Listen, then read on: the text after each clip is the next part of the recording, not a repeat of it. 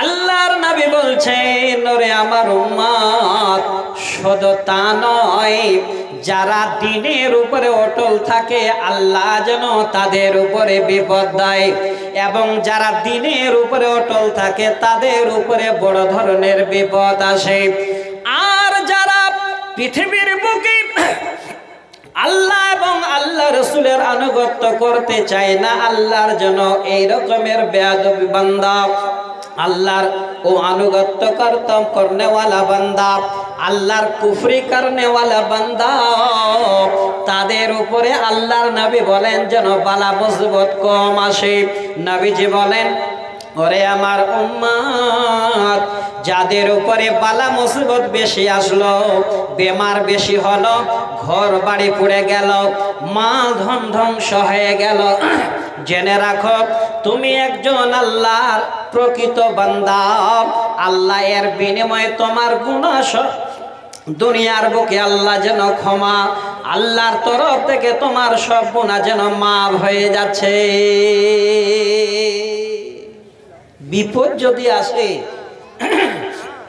কষ্ট যদি আসে, জেনে রাখেন যে আপনার জীবনের গুনাহ মাফ হচ্ছে, আপনার জীবনের সব থেকে লাভ হচ্ছে।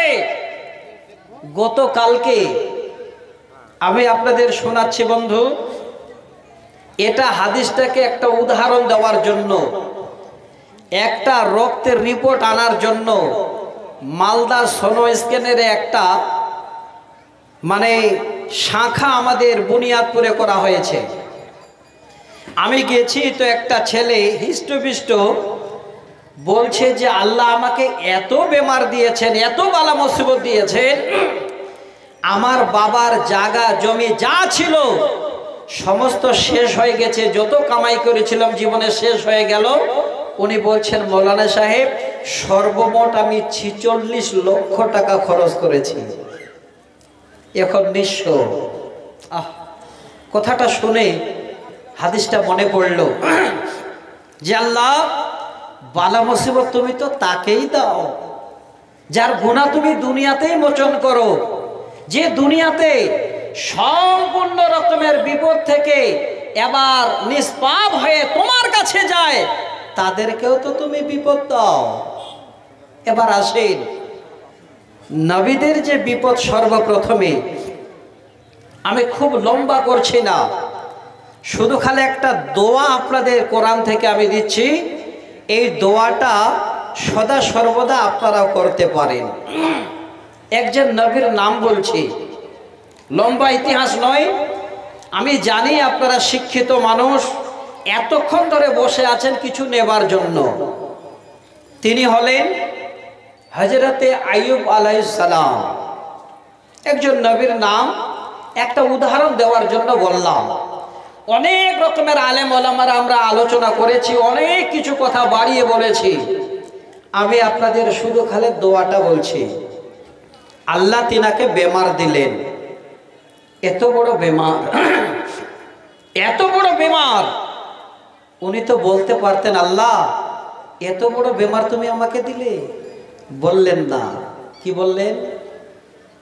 আল্লাহ পাক রব্বুল আলামিনকে এই শব্দটা জানালেন, ওয়া আইয়ুবা ইয নাদা আন্নী মাসানিয়াদ দুররু ওয়া আনতা আরহামুর রাহিমিন। এই শব্দটা ভালো করে মনে রাখেন। আমার মায়েদের বলে, মা রে, আপনার মা অসুস্থ হয়ে পড়ে আছে, আপনার মাকে গিয়ে একটু শোনান। আপনার বেটি বেমার হয়ে পড়ে আছে, আপনার বেটিকে দোয়া করতে বলেন। হে মা, আজকে আপনাদের বলছি, পর্দার আড়ালে যারা বসে আছেন, আপনাদের এক্সাম্পলটা দেবার জন্য এবার নামটা বললাম। হযরতে আইয়ুব আলাইহিস সালামকে আল্লাহ এত বড় বেমার দিলেন, তিনি এত বড় বেমারে যেন পড়লেন, শরীর হাত থেকে শুরু করে আল্লাহকে ডাকবে জিহ্বা পর্যন্ত যেন বেমারের আসর চলে গেছে। আল্লাহ পাক এত বড় বিমার দিলেন পৃথিবীর একটা নজির দেখাবার জন্য। তিনার নবীর মুখে একবারও শব্দ বের হলো না, আল্লাহ তুমি আমাকে বালা মুসিবত কেন দিলে? শুধু বললেন ইন্নী মাসানিয়া যুররু ওয়া আনতা আরহামুর রাহিমিন। আল্লাহ তুমি আমাকে বেমার দিয়েছ, তুমি আরহামুর রাহিমিন, তোমার কাছে সমস্ত রকমের চিকিৎসার ব্যবস্থা আছে। আল্লাহ আমি জানি তোমার এত বড় দয়া, তোমার দয়ার থেকে পৃথিবীর বুকে আর যেন কারো দয়া নাই। এই শব্দটাই বলছেন। আল্লাহ বলেন নবী রে আর দেরি করো না, এবার তুমি তাড়াতাড়ি করে তোমার পার্শ্বের জায়গাটাতে মারো। এবার আল্লাহর নবী আইয়ুব আলাইহিস সালাম এবার জায়গায় মারলেন। সুন্দর একটা কূপের মতো তৈরি হয়ে গেল। আল্লাহ বলছেন সেখানে তুমি এবার সুন্দরে পানি দিয়ে গোসল করো।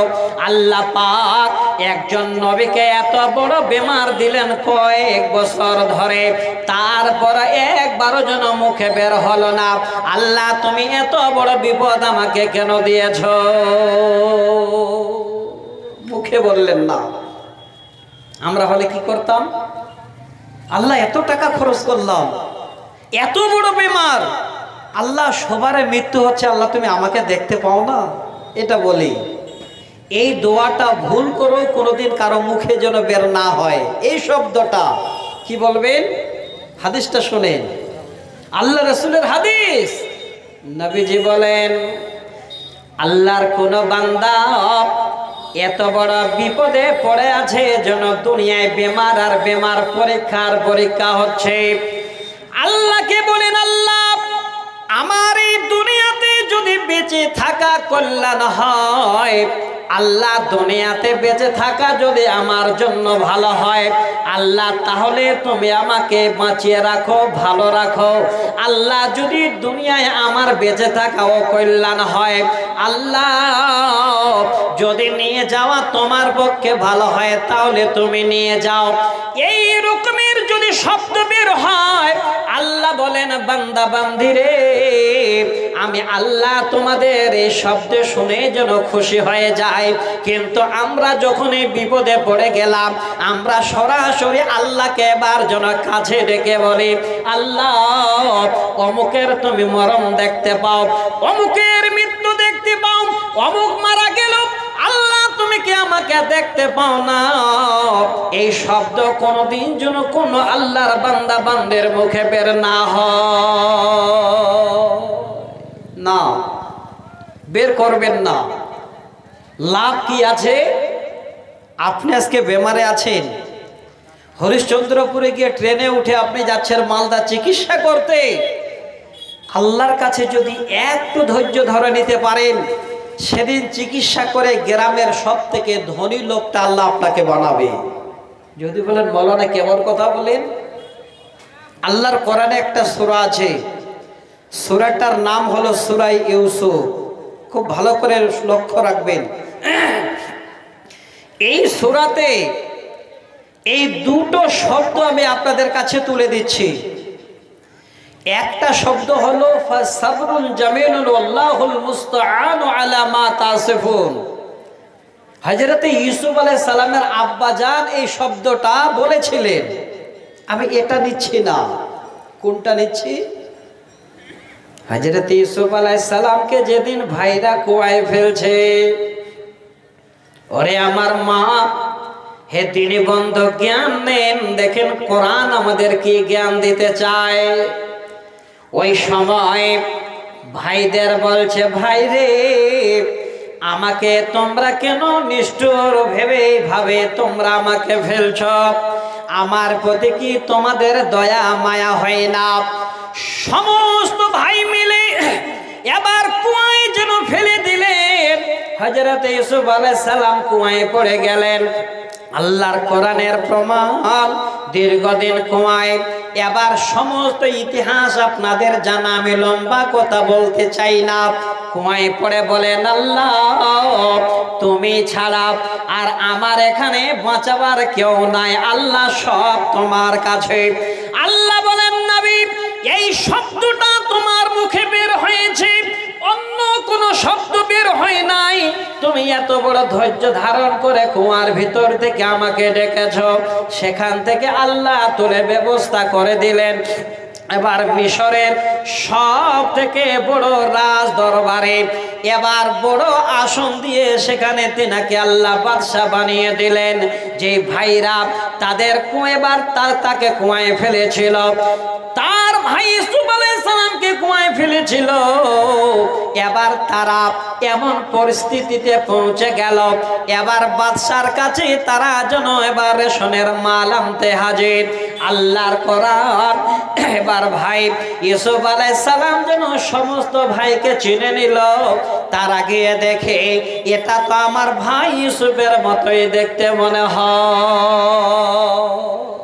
ধৈর্য ধরলো, বিপদ থেকে আল্লাহ এমন জায়গায় দিলেন, মিশরের মধ্যেও জায়গায় এবার তিনি সব থেকে বড় বাদশাহী পেলেন, চেয়ার পেলেন। আমি আপনাদের অনুরোধ করছি, এতক্ষণ ধরে আপনারা বসে আছেন, এটা ভাববেন না যে কাড়ির উপরে বসে আছেন, মাটিতে বসে আছেন, বড় রাজ সিংহাসনে আপনারা বসে আছেন। আমি আপনাদের এবার একটা একটা করে হাদিস তুলে দিচ্ছি, খুব মনোযোগ সহকারে, ধৈর্য সহকারে একটু আপনারা কথাগুলো নেবেন, এর বিনিময়ে আল্লাহ দেবেন। আল্লাহ নিজেই বলছেন, ইন্নামা ইউওয়াফাস সাবিরুনা আজরাহুম বিগাইরি হিসাব, আমি বিনা হিসাবে তাদের এত নেকি দেব, এত নেকি দেব। পৃথিবীর বুকে যারা কষ্ট করলো, তার মাধ্যমে ধৈর্য ধারণ করে এই সময়টাকে অতিবাহিত করলো, আমি বিনা হিসাবে তাদের অগণন আমি আল্লাহ তাদের নেকি দেব। কত নেকি লাগে, নেকির জায়গাটা নিন। সহিহ মুসলিমের একটা হাদিস শোনাচ্ছি, হাদিস নাম্বার 223। হাদিসের রাবি হযরতে মালিক বিন হারিস আসিম আল আশআরি রাদিয়াল্লাহু তাআলা আনহু। এখানে কয়েকটা শব্দ আছে, আমি আপনাদের আল্লাহ পাক রাব্বুল আলামিনের কাছে একটা ভালো কুরসিতে কি করে বসতে পারেন, ভালো সম্মানের জায়গাতে কি করে বসতে পারেন, তার জন্য শব্দগুলো একটু শোনাচ্ছি। নাম্বার 1, এটা যদিও আমার বিষয়ের মধ্যে পড়ে না, কিন্তু হাদিসের শুরু কি, আত-তুহুরু শাতরুল ঈমান, পাক পবিত্র হয়ে থাকাটা হলো ঈমানের আধা অঙ্গ। আমার যুবক ভাইজানদের বলবো, আমার মা বোনদের বলবো, বোন রে, জীবনে যতদিন বেঁচে থাকবেন মা আমার, বোনেরা আমার, কোনদিন আপনার শরীরকে আপনি অপবিত্র রাখবেন না, অপবিত্র রাখবেন না। হ্যাঁ যুবক বন্ধু, আপনাদের বলি, আল্লাহর দ্বীন হলো সহজ। আপনি কোথাও যাচ্ছেন, এবার যেতে যেতে আপনাকে যেন বারাত লেগেছে, পেচ্ছাপের প্রয়োজন পড়েছে, আপনি পানি পেলেন না রে বন্ধু, আল্লাহর জমিনের মাটি দিয়ে এবার সুন্দর করে আপনি ব্যবহার করুন, ইস্তেঞ্জা করুন, আপনি পবিত্র থাকবেন। আর যদি আপনি আপনার জীবনে পবিত্র থাকতে পারেন, আপনার জীবন যদি পবিত্র জীবন গঠন করতে পারেন, আল্লাহর নবী বলেন, আত-তুহুরু শাতরুল ঈমান, পবিত্রতা অর্জন করা হলো ঈমানের আধা অঙ্গ। ঈমান শব্দটা বলেছিলাম দুটো শাখা, একটা শুকর আর একটা সবর।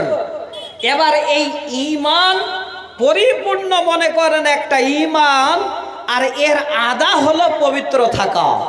আপনারা নিজে বিবেক বিবেচনা করুন।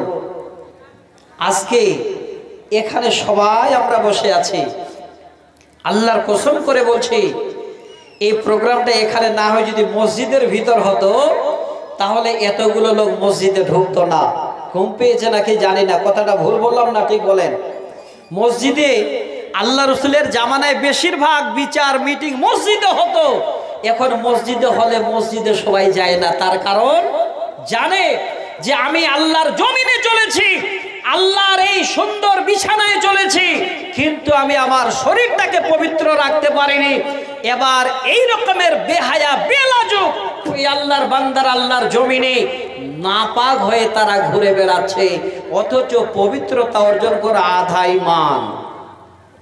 নেকি নেন, ঈমান আধা, এটা একটা শব্দ। বসে আছেন, পাবেন কি?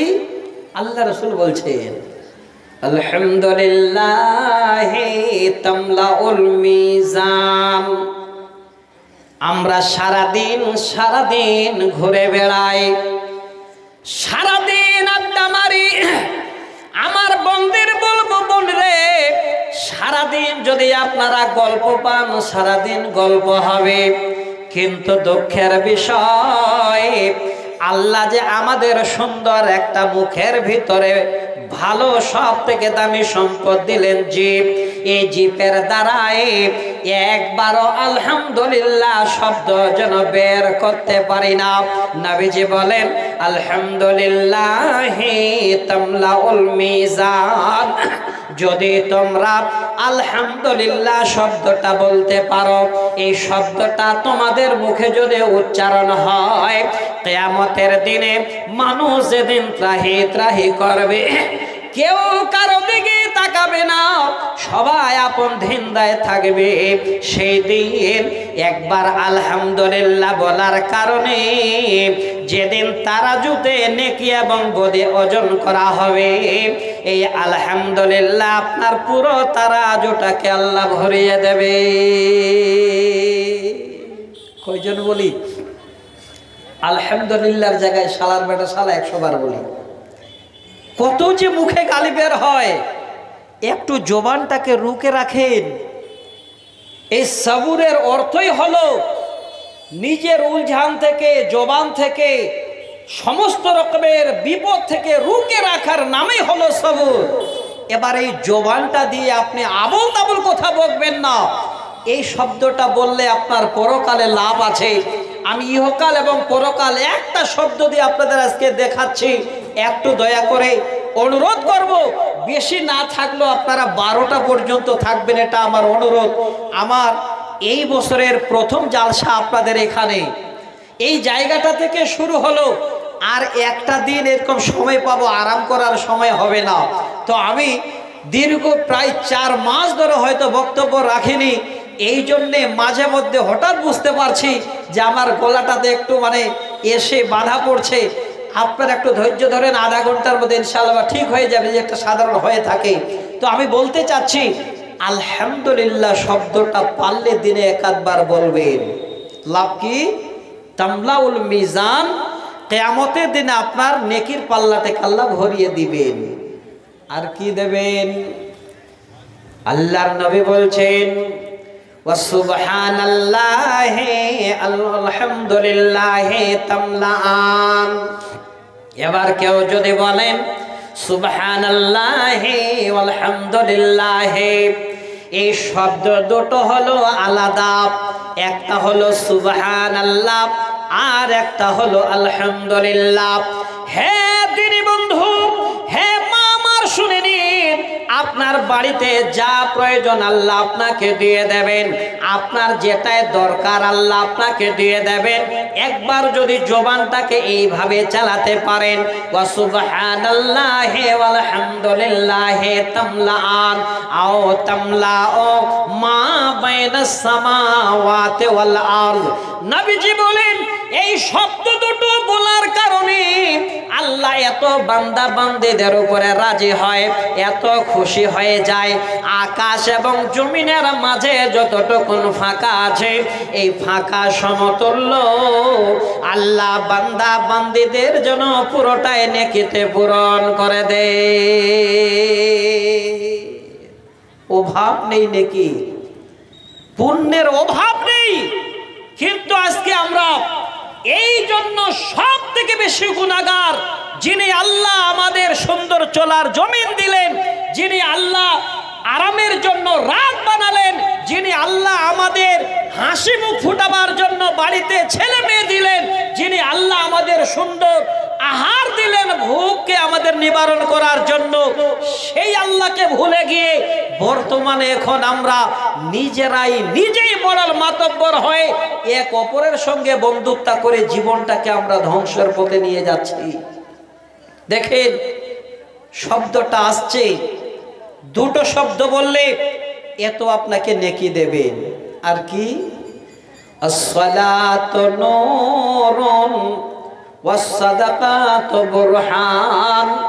আল্লাহর নবী বলছেন, যদি কেউ আজান শুনে আল্লাহর ঘরে গেল আর এবার আল্লাহকে রাজি করার জন্য সালাত আদায় করল, ওরে আমার দিনী বন্ধু, আপনাদের এক্সাম্পল কি দেব শুনেন ভালো করে। উদাহরণটা দিচ্ছি।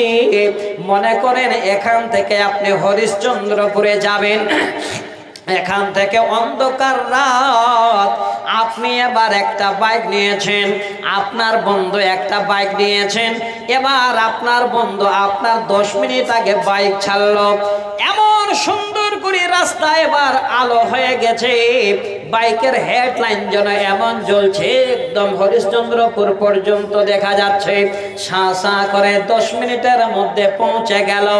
আপনি এবার বাইক ছাড়লেন, স্টার্ট করার পরে এবার কিছুক্ষণ গেছেন, আপনার হেডলাইটটা বন্ধ হয়ে গেল। এবার আপনি হরিশ্চন্দ্রপুর যাবেন আর যেন আগাতে পারেন না, সামনে এত অন্ধকার, এতই অন্ধকার, কিছুই যেন দেখতে পান না। আপনার দ্বারায় মোটর সাইকেল নিয়ে যাওয়া সম্ভব হবে না। যদি গাও জোরামি করেন, কোথাও দেওয়ালে লেগে বা কোথাও গাছে লেগে আপনার জীবনের আনন্দ যেন সেই দিনে শেষ হয়ে যাবে। আল্লাহর নবী বলেন, আসসালাতু নূরুন, এই সালাত, এই নামাজ হলো তোমাদের জন্য আলো। যেদিন মানুষ ত্রাহি ত্রাহি করবে, সেদিন তোমরা সুন্দর করে যেন নূরানি চেহারা নিয়ে, এই পরিচয় নিয়ে আল্লাহর জান্নাতের দিকে যেন আপনাদের রাস্তা আল্লাহ করে দেবেন। এই জন্য বলছি রে বন্ধু, আপনি যত বড় মডেল হন, যত বড় মাতব্বর হন, যত বড় টাকাওয়ালা হন, আপনি যদি সালাত আদায় না করেন, আপনার থেকে হতভাগা আল্লাহর কাছে আর যেন কেউ হতে পারে না। হ্যাঁ, 1 নম্বর হতভাগা আপনি। কিয়ামতের দিনে সর্বপ্রথমে এই সালাতের হিসাব আল্লাহ নেবে, নামাজের। যাদের নামাজ ভালো তার জন্য পুরো রাস্তা সহজ, আর যার নামাজেই খারাপ সেখানেই তার কপাল খারাপ, সেখানেই বন্ধ হয়ে যাবে, আর আগাতে পারবে না। তো আমি অনুরোধ করছি, হাদিসটা বলার জন্য শব্দগুলো আসলো, এবার তারপরের শব্দ কি? আসসাবর জিয়াউন। আর সবর হলো আপনার জন্য যেন জ্যোতি। এবার আপনি নিজে ভাবেন, জ্যোতি যদি আপনার চোখ থেকে ছিনিয়ে নেওয়া হয়, আপনার এত সুন্দর নিয়ামত আল্লাহ দিয়েছেন চোখ, এই চোখ যদি আপনার বন্ধ হয়ে যায়, তাহলে জীবনের মতো আপনার জন্য সব হারিয়ে যাবে। তো আল্লাহর নবী বলছেন, আসসাবর জিয়াউন, ধৈর্য হলো তোমাদের জন্য জ্যোতি, ধৈর্য হলো তোমাদের জন্য যেন এই রকমের স্পিড পাওয়ার। যদি ধৈর্য ধরে, কষ্টের পর কষ্ট আসে, তারপরে যদি ধৈর্য ধরে সময় পার করে দাও রে উম্মত, আল্লাহ পাক রব্বুল আলামিনের কাছে তোমরা হবে আল্লাহর মনোনীত বান্দা। তাহলে তৈরি থাকেন। আল্লাহ, বিপদ এসে গেছে, চিৎকার নয়, কান্নাকাটি করবেন না, নোহাজারি করবেন না। হঠাৎ ছেলে অসুস্থ হয়ে গেছে, বিপদে পড়ে আমরা এমন করে কান্না করি, এটা যেন না হয়। সহিহ বুখারী মুসলিমের একটা হাদিস শোনাচ্ছি। আল্লাহ রসুলের মেয়ে এবার তিনার কোলে বাচ্চা অসুস্থ, খবর পাঠাচ্ছেন আব্বাজানের কাছে, আব্বাজান আমার মেয়ে অসুস্থ। আল্লাহ রসুল তখন খবর পাঠাচ্ছেন এক সাহাবীর মাধ্যমে, আমার মেয়েকে বলো সে যেন ধৈর্য ধারণ করে, মেয়েকে নিয়ে সে যেন তার ঘরে থাকে, সে যেন ধৈর্য ধারণ করে সময়টাকে পার করে। এত বিপদ, নবীর মেয়ে এবার যেন বাচ্চা নিয়ে থাকতে পারছেন না। আবার দ্বিতীয়বারে খবর দেওয়া হলো, যখন এই খবর পৌঁছাও আল্লাহর নবী হযরতে মুআজ বিন জাবাল, যায়েদ বিন হারেসা আর একজন সাহাবীকে এবার নিয়ে সরাসরি চলে গেলেন। গিয়ে এবার বেটির ঘরে ঢুকেন, দেখেন সেই বাচ্চা যেন এত বেমার পড়েছে, এত বড় কষ্টে যেন ভুগছে। যেমন কোনো হাঁড়িতে ভাত রান্না চাপালে ওই হাঁড়ির মাড়গুলো টকবক টকবক করে, ওইভাবে করে বাচ্চাটা যেন ছোটাছুটি করছে। হ্যাঁ বোন, হ্যাঁ আমার মার, শুনে রাখেন আপনার বাচ্চাও হতে পারে, আপনার সুসংবাদ দিচ্ছে রে বোন।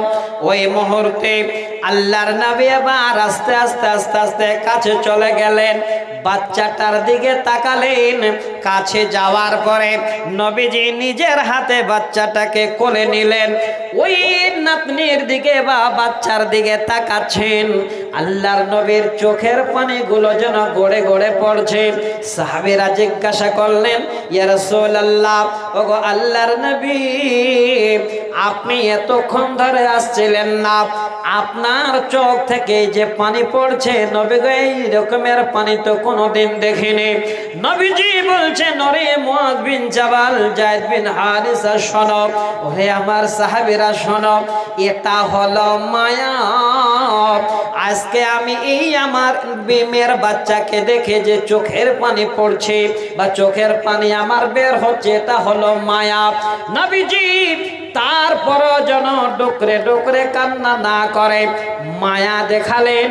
বুক ফেটে যাচ্ছে কিন্তু চোখের জল পড়ছে, নবীর মুখে আওয়াজ হচ্ছে না।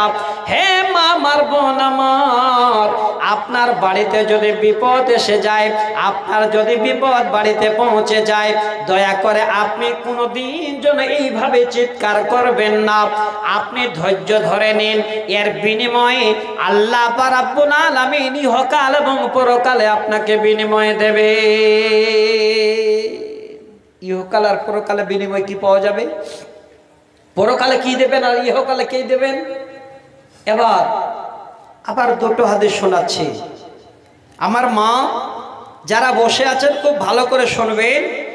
যদি আপদে বিপদে ধৈর্য ধরেন, সবুর করেন, না কান্না করেন, তাহলে আপনি জান্নাতি জান্নাতি জান্নাতি।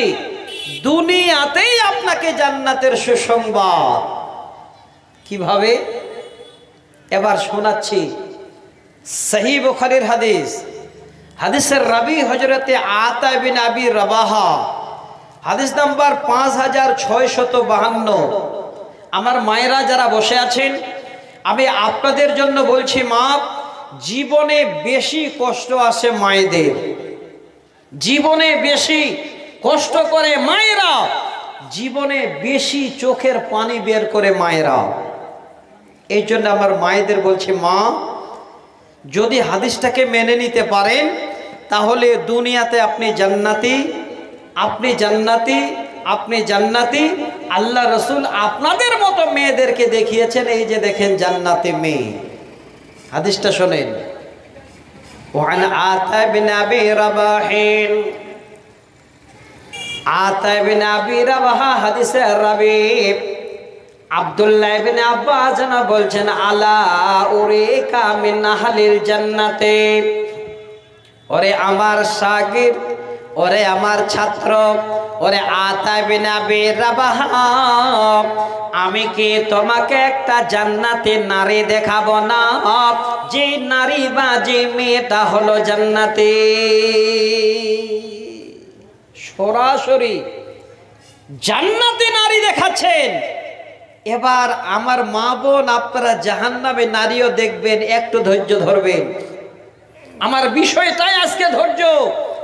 একটু যদি ধৈর্য ধরতে পারেন তাহলে আপনাদের মধ্যে জান্নাতি নারীকে, আপনাদের মধ্যে জাহান্নামী নারীকে, আমার কথা নয়, স্বয়ং আল্লাহর কোরআন এবং নবী মুহাম্মদ রাসূলুল্লাহ সাল্লাল্লাহু আলাইহি সাল্লামের হাদিস দিয়ে আমি আপনাদের দলিল দেব। আশা করি যদি মনে করেন যে এই হাদিসটা আমি নিজ চোখে দেখব, আমি হাদিস নাম্বার বলবো। এবার হাদিসটার নাম্বারটা দিয়ে আপনি গুগলে সার্চ করবেন, দেখবেন হাদিসটা বেরিয়ে আসবে। আপনি যদি বাংলায় নিতে চান বাংলা অপশন আসবে, বাংলা ক্লিক করবেন, আপনি হাদিসটা পেয়ে যাবেন। আমি আজকে আপনাদের দিতে চাচ্ছি মা, আজকে যত রকমের দুঃখ বেদনা কষ্ট আপনাদের আছে আপনি সব আল্লাহ পাক রব্বুল আলামিনের কাছে রেখে দেবেন, দেখবেন আপনাদের মতো মায়েরা জান্নাতে যাওয়ার জন্য রাস্তা করে নেবে।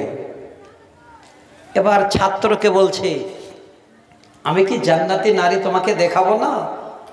বলে হ্যাঁ, কাল না দেখান, আমি দেখবো। যখনই সে কথা বলা, এমন সময় ছাত্র এবং ওস্তাদ দুইজনের সামনে একটা মেয়ে হেঁটে যাচ্ছে।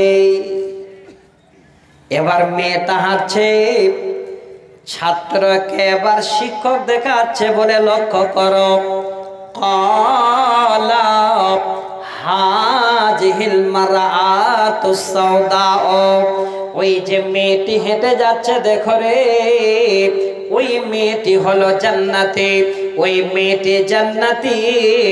মেয়েটির চেহারাটা কেমন? হাদিসের শব্দটা মানেন যেন আপনার ভিতর থেকে অন্তরটা কেঁপে যাবে।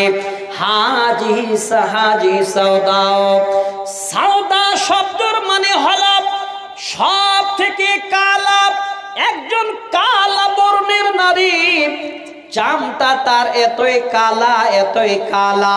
ওই কালা চামের মেয়েটি এবার হাঁটতে হাঁটতে যাচ্ছে। আল্লাহর নবীর হাদিস, আব্দুল্লাহ ইবনে আব্বাস এবার দেখাচ্ছেন, বলে লক্ষ্য করো, ওই কালা মেয়েটি হলো জান্নাতি, ওই মেয়েটাকে দেখো হেঁটে যাচ্ছে, সেই মেয়েটাই হলো জান্নাতি। এবার কালো মেয়ে জান্নাতি, আমার মায়েদের হয়তো বিশ্বাস হয় না, আমার স্বামীর এত টাকা পয়সা, আমার এত রূপ লাবণ্য, এত ভালো চেহারা, এত জামা কাপড়, আর আমাদের মতো মেয়েদেরকে কি আল্লাহ রাসূলের সাহাবী আব্দুল্লাহ বিন আব্বাস দেখতে পেলেন না? মাগো দেখেন, জান্নাতে যাওয়ার জন্য রূপ লাগে না, জান্নাতে যাওয়ার জন্য আপনার জামা কাপড় লাগে না, আপনার কি লাগবে? এই দুনিয়াতেই আপনি যে জান্নাতে যাবেন তার নমুনা। ওই কালা মেয়েটাকে যখন ইশারা করে দিল, এবার মেয়েটি যাচ্ছে কোথায়? কোন বন্ধুর সঙ্গে দেখা করতে, না বান্ধবীর সঙ্গে দেখা করতে, না আর কোথায়? না না রে বোন, জীবনে আপনারা অনেক ফাঁকি দিচ্ছেন নিজের বাবাকে, মাকে, ভাইকে। বলছেন মা আজকে আমার কলেজ শামসে যেতে হবে, এবার কলেজের কথা বলে শামসে না গিয়ে আপনি দেখেন অন্য জায়গায় মালদায় হাজির। এতই ফাঁকিবাজি, এতই ধোঁকাবাজি, এতই মা বাবাদের আপনারা বোকা বানাচ্ছেন রে আমার যুবক ভাই, আমার বোনেরা, আপনাদের বলছে শুনুন ভালো করে। আতাতিন নবিয়্যা সাল্লাল্লাহু আলাইহি ওয়াসাল্লাম ফাকালাত ইন্নী উসরাউ ওয়া ইন্নী আতাকাশাফু ফাদউল্লাহ লি। এবার কালা মেয়েটি হাঁটতে হাঁটতে হাঁটতে অন্য কোথাও না গিয়ে সরাসরি আল্লাহর নবীর দরবারে গিয়ে হাজির। আল্লাহর নবীর কাছে। আল্লাহ নবী দেখছেন ব্যাপার কি, তুমি এখানে? তখন জবান খুলে বলছেন, ক্বালাত ইন্নী উসরাউ ওয়া ইন্নী আতাকাশাফু ফাদউল্লাহ লি। সহিহ বুখারীর হাদিস। কি বলছেন? নবী গো, আমি একজন বেমার, একজন অসুস্থ মহিলা আপনার কাছে এসেছি। নবী গো, সেই বেমারটা আমার শরীরে যখন ওঠে, ওই বেমার যখন শরীরে আমার দেখা দেয়, আমি মানুষজন কিছুই যেন তখন চিনতে পাই না, ভালো মন্দ কিছুই যেন বুঝতে পারি না। যেখানে বেমারটা আমার দেখা দেয় আমি সেখানেই পড়ে যাই, আমার হুঁশ থাকে না, আমার যেন জ্ঞান হারিয়ে যায়।